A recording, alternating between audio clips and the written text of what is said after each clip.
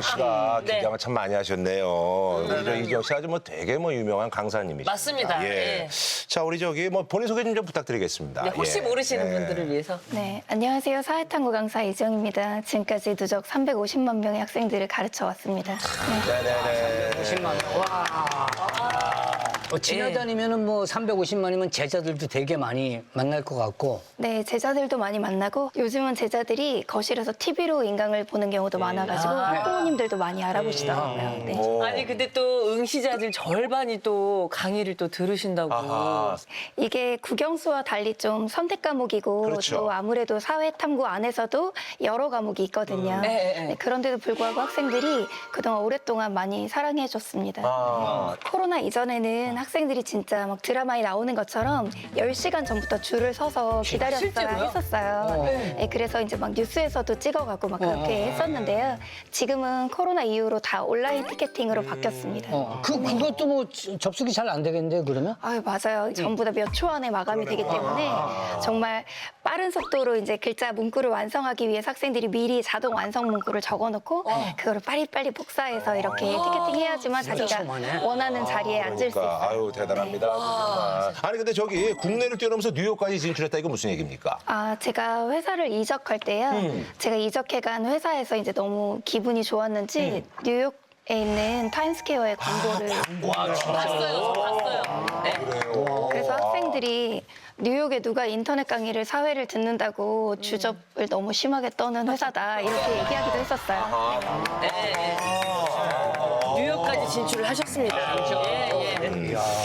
최근 드라마 이제 일타 스캔들이 화제 속에 종영했는데 찐 일타 강사 이지영 씨가 보기엔 드라마하고 현실의 차이점이 좀 뭐예요? 그래도 대체로 스타 강사들이 바쁜 그 일정이나 아니면 연구진 분위기, 조교들의 이제 서포트 이런 것들은 잘 고증이 된 편이고요. 네. 이제 학생들이 이제 줄 서서 기다리는 것은 몇 년 전 트렌드였기 때문에 요즘은 그런 것이 없고 또 실제 스타 강사의 교실들은 더 빡빡하게 앉아 있어요. 그렇게 쾌적하게 한 줄씩 띄어가지고 이렇게 앉아 있다. 그거는 붙어가지고. 제작비 때문에 그럴 거예요.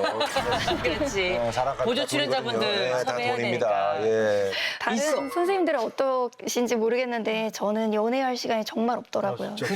주말 내내 강의하고 강의를 하고 나면 찐이 빠져서 누구와 통화도 하고 싶지 않을 정도로 같아요. 지쳐버리고 이제 그리고 평일에도 남들은 퇴근할 시간부터 저희는 강의가 시작되니까요. 누구를 만날 시간이 없어요. 그래요. 아유. 아니, 일타 강사신데 과외도 가능해요? 아니요. 대치동에 있는 유명한 일타 선생님들이 과외하는 일은 아마 없을 것 같아요. 근데 과외를 하면 뭐 예. 법적으로 걸리는 겁니까? 뭐 어떻게 왜 안 되는 거예요? 우선 200~300명이 넘는 대형 강의들을 주로 하고 그 시간도 상당히 빡빡하기 때문에요. 시간을 따로 누군가 한 명을 위해서 뺀다는 게 거의 불가능한 일입니다. 만약에 내가 우리 손주를 300명 강의할 때 받는 수강료를 내가 개인적으로 한 명한테 돈을 낸다면 해줄 수 있어요? 이런 제안이 그게 들어올 것 같은데. 돈으로보다는 이 300명과 함께 호흡하면서 느껴지는 그 에너지가 너무 좋아서 강의를 하기 때문에 근데 한 명이 300명의 호흡을 다 느껴.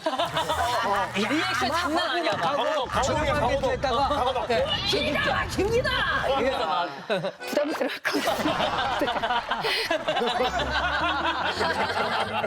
사탕 강사 이지영 씨 최근에 공개한 하루의 스케줄이 큰 화제가 됐습니다. 어느 정도예요? 궁금하네요.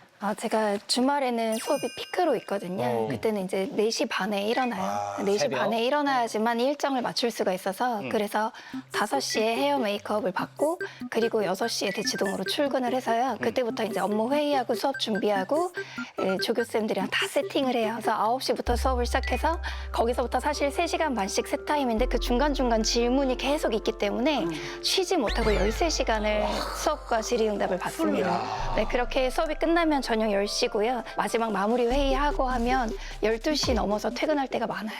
그럼 잠을 몇 시간 자는 거예요 도대체? 한 2시간 자는 그렇게 건데? 수업이 많은 날은 하루에 3시간에서 4시간 정도 자는 것 같습니다.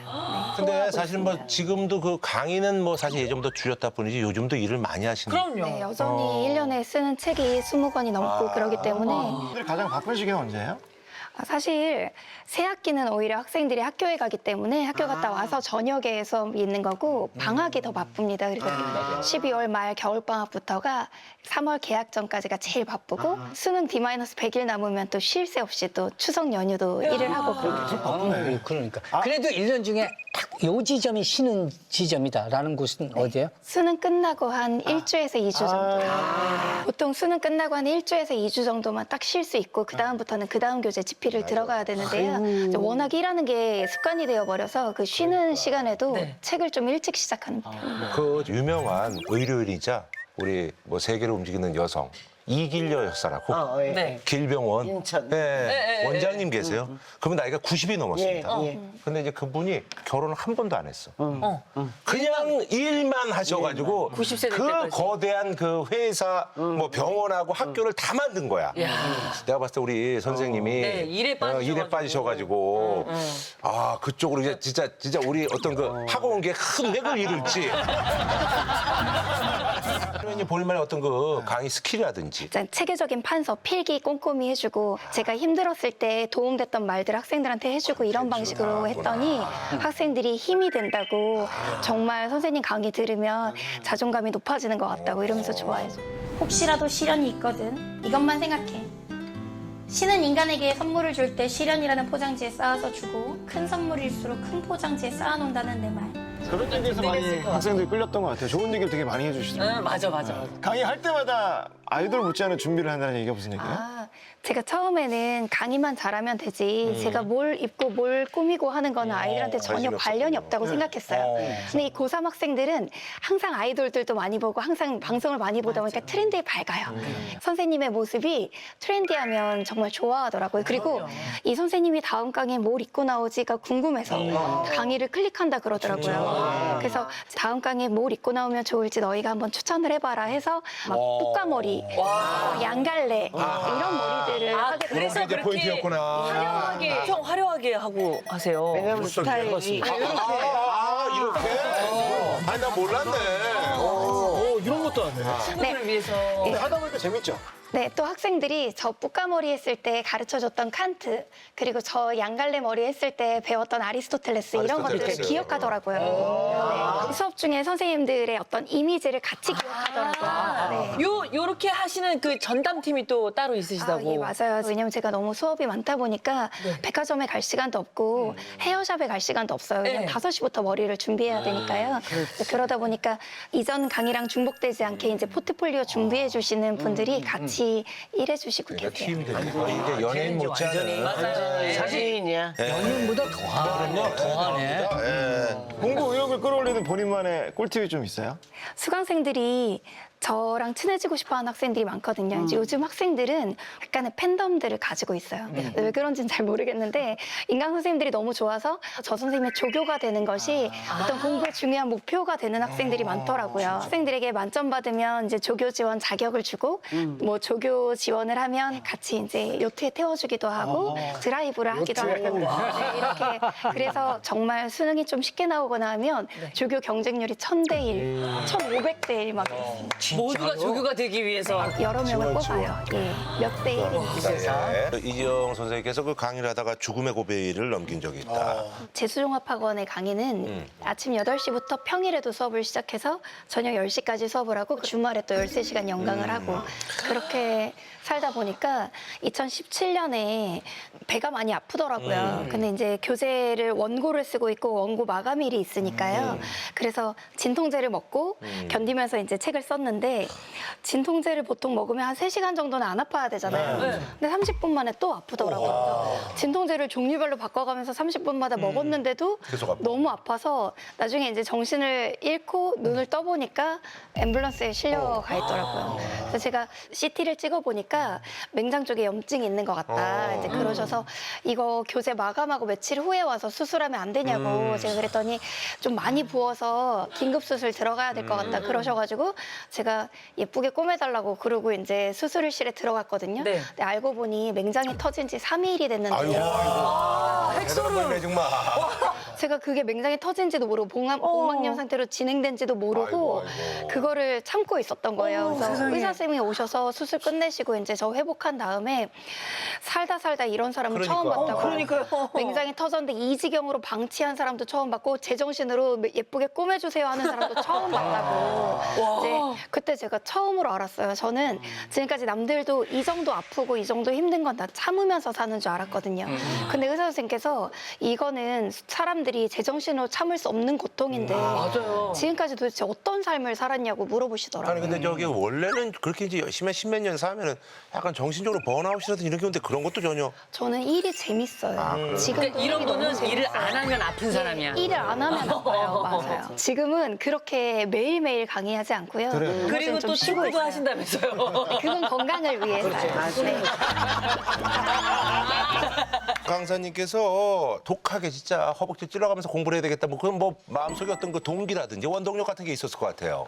글쎄요, 제가 생각해보면 저희 집이 좀 가난했거든요. 부모님 모두 대학 교육은 받지 못하시고 아버지는 고등학교만 졸업하시고 평생을 이제 회사에서 트럭 운전하는 걸 하셨고 어머니께서는 초등학교 또 제대로 나오지 못하시고 그리고 뭐 호떡 장사를 하시거나 간병인을 하시거나 아니면 공공근로 같은 거 하시면서 저희 딸을 키우셔서 저희가 이제 집도 항상 반지하 월세방을 살아서 지금도 이제 막 반지하에 수해 나는 장면들이 뉴스에 나오잖아요. 근데 저도 이제 어릴 때 살고 있는 집이 수해가 나가지고 다 잠겨서 그 수해에 잠기면 말려서 쓸 수 있는 게 아니더라고요. 그 전염병 위험 때문에 다 버려야 되는데 제가 그렇게 막 피땀 흘려서 적은 노트나 이런 것도 다 버려야 되니까 그 장면이 저한테는 너무 큰 그 충격으로 남아 있고요. 네, 그리고 또 이제 그때는 교복 맞출 돈도 없어서 선배들이 물려준 교복을 이제 막 반들반들 윤이 난 상태로 큰 걸 이제 입고 막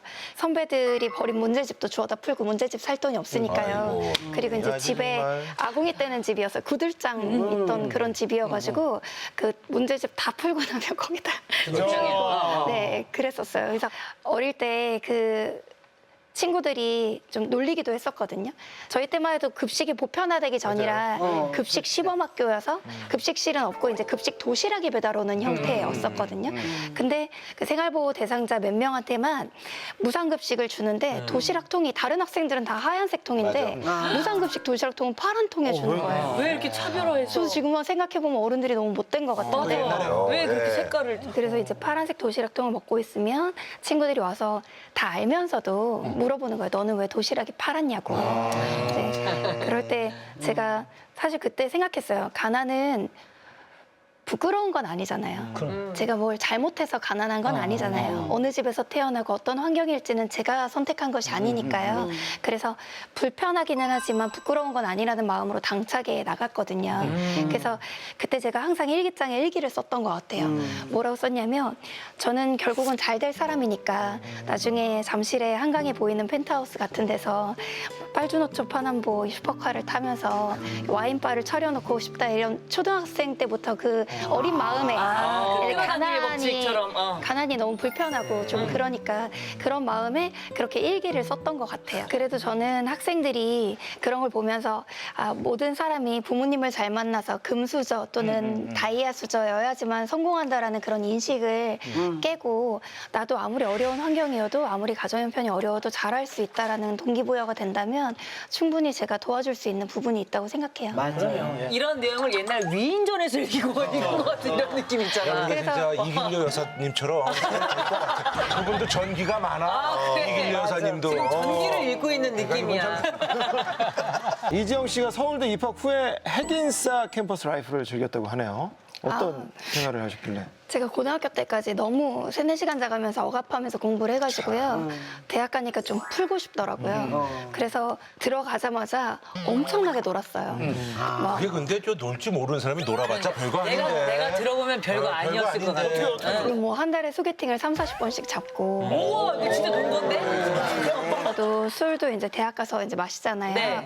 연달아서 막 42잔 마셨는데 그게 한 많은 양이라 그러더라고요. 당연히 많은 양이죠. 그거. 근데 아무렇지도 않아요. 소주로. 야. 그게 상당히 한 6, 7병 정도 되는 분량이라 그러더라고요. 괜찮았어요? 근데 정말 신기한 게 다음 날 중간고사 시험이 있었는데 멀쩡히 시험 봤거든요. 이건 저 정신력이 대단한 분이야. 아니, 못 아니요. 이겨. 제가 그때 느꼈어요. 뭘 느꼈냐면 저는 간이 건강한 것 같아요. 라고. 아 근데 이게 약간 그렇게 취해서 중간고사 들어갔는데 특히 동양 철학 시험이었거든요. 근데 취해서 쓰니까 막 일필 위주로 글이 나오더라고요. 더 잘 나와. 막힘없이. 일필이죠. 그래서 기적 없이 그때 나온다는 얘기지. 제가 아직도 기억나는 게 시험 보고 그 다음 수업에 갔는데 어떤 교수님께서 자기가 지금까지 교수 생활하면서 이렇게 일필 위주로 거침없는 문체는 처음 본다면서 우리 수강생의 답변을 공유하고 싶다고 다 복사해서 나눠주기도 하시고 한창 놀던 시절에는 성적이 어땠어요? 아무리 낮게 떨어져도 B 플러스나 A 제로. 안 잘 나만 놀았어. 괜히 논척하는 거네. 공부했다는 얘기예요. 우리랑 어울리고 싶어하고 논척하는 거네. 예. A 뿔은 못 받아. 예. A 뿔은 못 받아. 에이, 알겠어요. 네. 네, 적당히 하세요. 안 놀았어.